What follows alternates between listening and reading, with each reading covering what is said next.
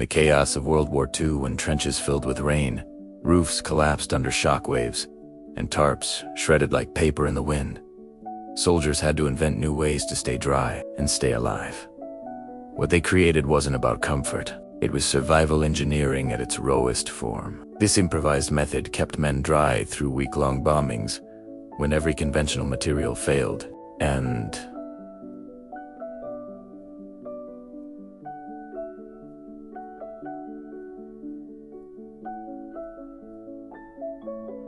the secret, nothing more than clay, ash, and waxed cloth. Before we break down how it worked, and how it can still be replicated today, make sure you subscribe to In the Beginning, where forgotten survival knowledge, field-tested wartime tactics, and the hidden science of endurance are brought back to light.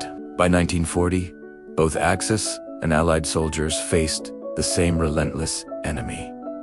Rain. Tarps were standard issue, but they tore from shrapnel, froze solid in winter, and leaked under pressure. In the soaked trenches of Normandy and the Balkans, a handful of engineers realized something simple. Keeping water out wasn't just about the fabric, it was about layers and sealing.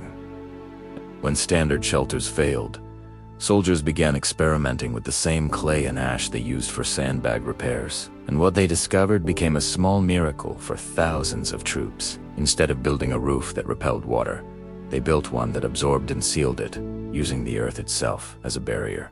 They learned that moisture could be trapped within layers of compressed soil, rather than fought against. By mixing compacted clay with fine wood ash, they created a dense, semi-hydrophobic coating that hardened like stone when dry. It could be molded over sticks, canvas, or even branches. And once sealed with melted wax or animal fat, it became so waterproof, it withstood rain and even the shock waves of nearby blasts. The chemistry was elegant. Clay's microscopic particles gave structure and density. Ash filled the gaps and reacted slightly with moisture, forming a faint lime-like surface when wet. The result, a living barrier that tightened under rainfall, rather than breaking apart. Soldiers discovered that a single 1-inch layer of this mix could transform leaking shelters into solid vaults. In Yugoslavia and Finland, regions where camps turned to swamps, troops coated the outer walls of dugouts in clay and ash. Others smeared it across burlap or waxed fabric to reinforce weak points. When dried by firelight or even body warmth from inside, the result was nearly waterproof. Frontline diaries from Finnish regiments describe how these mud roofs lasted for months without replacement. What began as desperation became innovation. The final step was sealing. Wax was rare in wartime, but every soldier had access to fat, from rations or cooking grease. Melted animal fat poured over the dried clay surface created a thin, waxy film that resisted both water and cold. In freezing regions, soldiers even added crushed charcoal to the top layer, darkening it so it could absorb sunlight during the day. Unexpectedly, this new shelter skin had another advantage. Sound dampening. Bomb blasts that echoed through metal or canvas were muffled by this dense earthen shell, helping soldiers remain hidden from patrols above.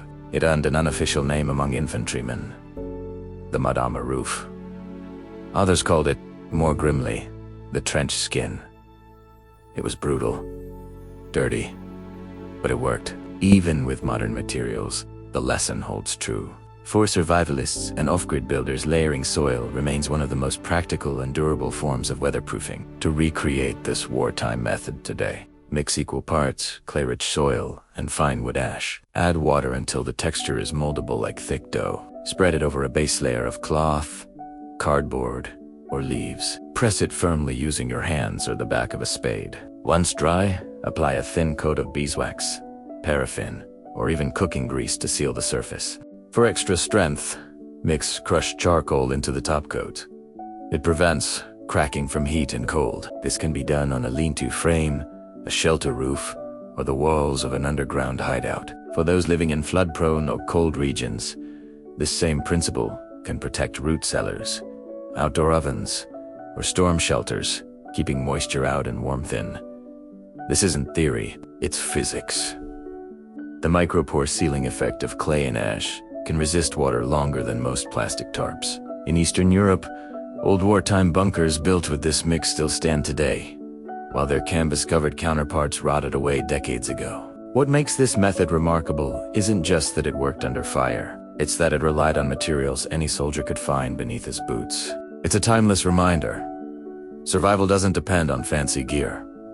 It depends on knowing how to use what nature gives you. In an age obsessed with technology, this forgotten technique stands as proof that the simplest chemistry, earth, ash, and wax, can outperform modern synthetics when used correctly.